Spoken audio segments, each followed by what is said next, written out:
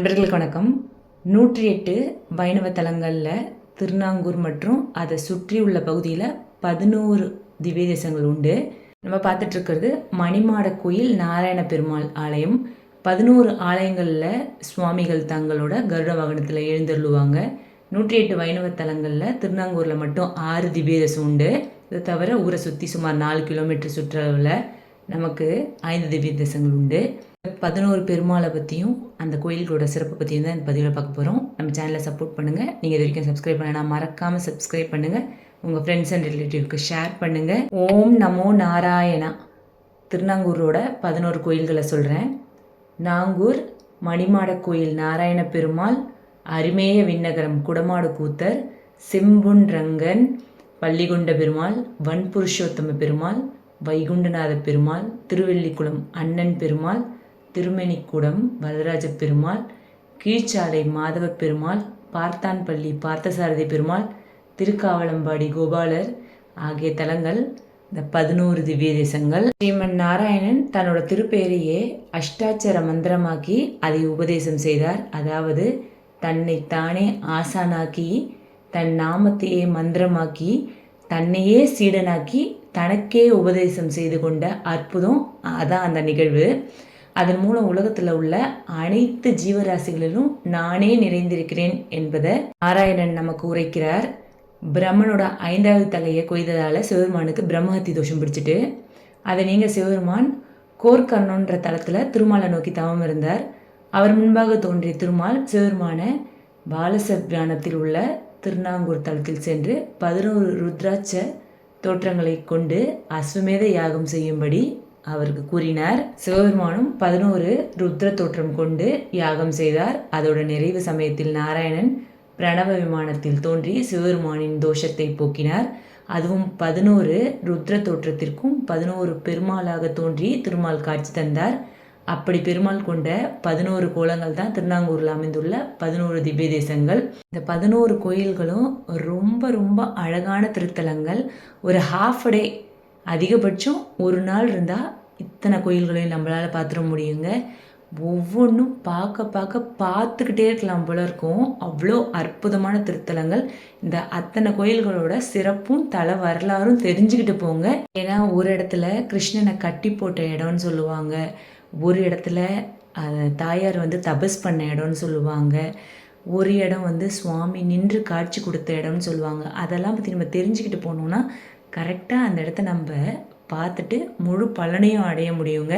அதனால தான் எப்போ கோயில் போனாலும் அந்த கோயிலோட தல சிறப்பும் தல வரலாறும் தெரிஞ்சுக்கிட்டு அந்த கோயிலில் கொஞ்சம் நேரம் ஸ்பெண்ட் பண்ணி அந்த கோயிலில் இருக்க கல்வெட்டுக்கள் எல்லாத்தையும் பார்த்து படிச்சுட்டு நிதானமாக வரணுங்க. திருநாங்கூரில் மணிமாட கோவிலில் தை அமாவாசை அன்னைக்கு மறுநாள் 11 திவ்யதேச பெருமாள்களும் மதியானம் 1 மணி முதல் 6 மணிக்குள்ளே ஒவ்வொருவராக தங்க கருட வாகனத்தில் சேருவாங்க.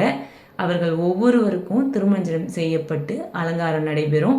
பின்னர் அவர்கள் ஒருவர் பின் ஒருவராக வீதி உலா புறப்படுவர். அதற்கு பின்னர் ஒவ்வொரு பெருமாளுக்கும் மங்களாசாசனம் செய்யப்பட்டு கற்பூர ஆரத்தி காட்டப்படும். மறுநாள் காலை 5 மணிக்கெல்லாம் அந்தந்த பெருமாள் மீண்டும் தங்களது கருட வாகனத்தில் தங்களின் திவ்ய தேசத்திற்கு புறப்பட்டு செல்வார்கள். இந்த வைபவத்தில் கலந்து கொள்ளும் பக்தர்களுக்கு மறுபிறவியே கிடையாதுன்னு சொல்றாங்க.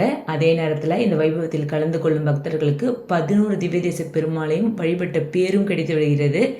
ஆனால் இதை கலந்துக்கிட்டாலும் நீங்கள் அத்தனை பெருமாளையும் அவங்களோட தளத்தில் போய் ஒரு வாட்டி பாருங்களேன். ரொம்ப ரொம்ப மனசுக்கு நிம்மதியாக இருக்கும், ரொம்ப அழகாக இருக்கும். இந்த ஆழ்வார் சுற்றி சீர்காழியை சுற்றி 10 கிலோமீட்டர் தொலைவிலேயே மங்களாசாசனம் செஞ்சுட்டாருங்க. ஒவ்வொரு கோயிலும் அப்படி தான் இருக்கும்.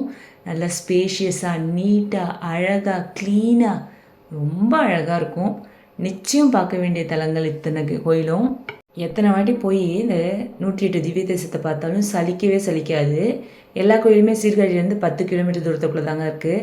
இந்த திருக்காவலம்பாடி, அரிமேய விண்ணகரம், திருவன்புருட்டோத்தமம், செம்பொன் செய்கோயில், மணிமாட கோயில், வைகுண்ட விண்ணகரம், இந்த 6 திவ்ய தேசங்களும் பக்கத்துலேயே தான் இருக்குது. இந்த ஊரை சுற்றி திருதேவனார் தொகை, திருத்தெற்றியம்பலம், திருமணிக்கூடம், வெள்ளைக்குளம், பார்த்தான்பள்ளி அந்த திவ்ய தேசங்கள் கொஞ்சம் தள்ளி இருக்குது. அவ்வளோதான். திருவாலி, திருநகரி இந்த 2 திவ்ய தேசத்தையும் நம்ம போய் பார்க்கணும். இந்த கோயிலில் இருக்க நரசிம்மரை பார்த்தோன்னு வச்சுக்கோங்களேன், அப்பா! அப்படியே கண்கொள்ளா காட்சியாக இருக்குங்க. ரொம்ப ரொம்ப அற்புதமான திருத்தலங்கள். மனசில் எந்த கவலையாக இருந்தாலும் நம்ம போய் கோயிலுக்கு போய் சுவாமியை பார்த்தாலே நமக்கு பாதி கவலை இதுவாயிடுங்க. மற்றவங்ககிட்ட நம்ம என்னதான் நம்ம குறைகளை சொல்லி கஷ்டப்பட்டாலும் நமக்கு ஆறுதல் தேடினாலும் சுவாமிகிட்ட சொல்கிற மாதிரி வராதுங்க. அதே போல் அவர் நமக்கு காட்டுற வழி போல் வேறு யாராலையும் வழி சொல்ல முடியாது. கடவுள் நமக்கு நிச்சயம் நம்ம கஷ்டங்கள்லேருந்து வெளிவரத்துக்காக நமக்கு ஏதாச்சும் ஒரு வழியை நிச்சயம் காட்டுவார். அதனால் நம்ம யாரை நம்பி எந்த வேலை செஞ்சாலும் அதற்கு முன்னாடி கடவுளை வேண்டிக்கிட்டு செஞ்சோன்னா கரெக்டாக நமக்கு ஒரு நல்ல வழி கிடச்சே தருங்க. ஏற்கனவே போட்ட பதிவுகளில் காஞ்சிபுரத்தில் போனோன்னா ஒரு நாள்லேயே 15 திவ்ய தேசத்தை பார்த்துடலாம். அங்கே போய் உங்ககிட்ட ஓனாக வெஹிக்கிள் இருந்தால் வெஹிக்கிளில் பாருங்கள். அப்படி இல்லைன்னா அங்கே போனாலே ஆட்டோ கேபு கார் ஏதாச்சும் கிடைக்குதுங்க. நமக்கு ரெண்ட்டுக்கு டக்குன்னு கிடைக்கிது. ஒரே நாளில் 15 திவ்ய தேசத்தையும் நம்ம பார்த்துட முடியுங்க. அதே போல் இந்த சீர்காழி வந்தோம்னா ஒரு நாள்லேயே நம்மளால் 14 15 திவ்ய தேசங்கள் பார்த்துட முடியுங்க. ரொம்ப ரொம்ப அற்புதமான திருத்தலங்கள். எல்லா கோயிலையும் அவசரமாக பார்த்துட்டு வரணுன்ற அவசியமே இல்லை. நல்ல டைம் எடுத்து பார்த்தாலே ஒரு நாள்லேயே இத்தனை கோயில்களையும் நம்மளால் பார்க்க முடியும். நாங்கள் சீர்காழியில் பார்க்கும்போது 15 திவ்ய தேசமும் பார்த்துட்டு சட்டநாதர் கோயிலெலாம் போய் பார்த்துட்டு சிதம்பரம் பார்த்துட்டு, சிதம்பரமே நமக்கு ஒரு திவ்ய தேசம்தான்.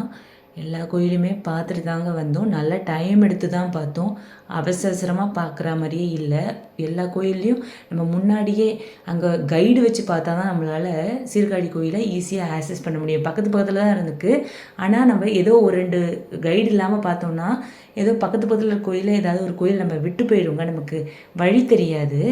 கைடு ஒருத்தரை மட்டும் ஹையர் பண்ணிக்கிட்டு நம்ம ஒரு வெஹிக்கிளில் போனோம்னா ஒரே நாளில் நம்மளால் 14 15 கோயிலை பார்த்துட முடியும். அதில் தாங்க நாங்கள் 14 கோயில் தான் லிஸ்ட்டில் வச்சுருந்தோம். கைடோடு போகும்போது தான் நமக்கு பெரியசுடைய பெருமாள் ஒரு 9 கிலோமீட்டர் தள்ளி இருக்கார். மாயவரம் பெல்ட்டுன்னு நினச்சோம். ஆனால் சீர்காழிலேருந்தே 9 கிலோமீட்டர்லேயே அவரை பார்த்துட்டு வந்தோம். நமக்கு போகும்போது ஒரு லிஸ்ட்டு தான் வச்சுருந்தோம். ஆனால் எனக்கு போகும்போது அந்த பெருமாள் கூப்பிட்டு காட்சி கொடுத்தா மாதிரி தாங்க நான் ஃபீல் பண்ணேன். அந்த கோயில் 1 மணி வரைக்குமே கோயில் நடத்திருந்துச்சு. ரொம்ப ரொம்ப அற்புதமான கோயில். 108 பெருமாள்லேயே பெருசுடைய பெருமாள் அவர் மட்டும்தாங்க. சிவபெருமான் என்னோட எக்ஸ்பீரியன்ஸ் தான் ஷேர் பண்ணுறேன். இதில் ஏதாவது தப்பு இருந்தால் நிச்சயம் என்னை மன்னிச்சிடுங்க. ஆனால் ரொம்ப ரொம்ப எல்லா திருத்தலங்களும் ரொம்ப ப்ளசண்ட்டாக நீட்டாக அழகாக க்ளீனாக மெயின்டைன் பண்ணுறாங்க. நான் போகும்போது ஒரு லிஸ்ட்டு இத்தனை கோயிலை பார்த்துட்டு வரணும்னு நினச்சாலும் எப்பயுமே எனக்கு எக்ஸ்ட்ரா நிறைய கோயிலை பார்க்குறது தாங்க எனக்கு கிடச்சிருக்கு.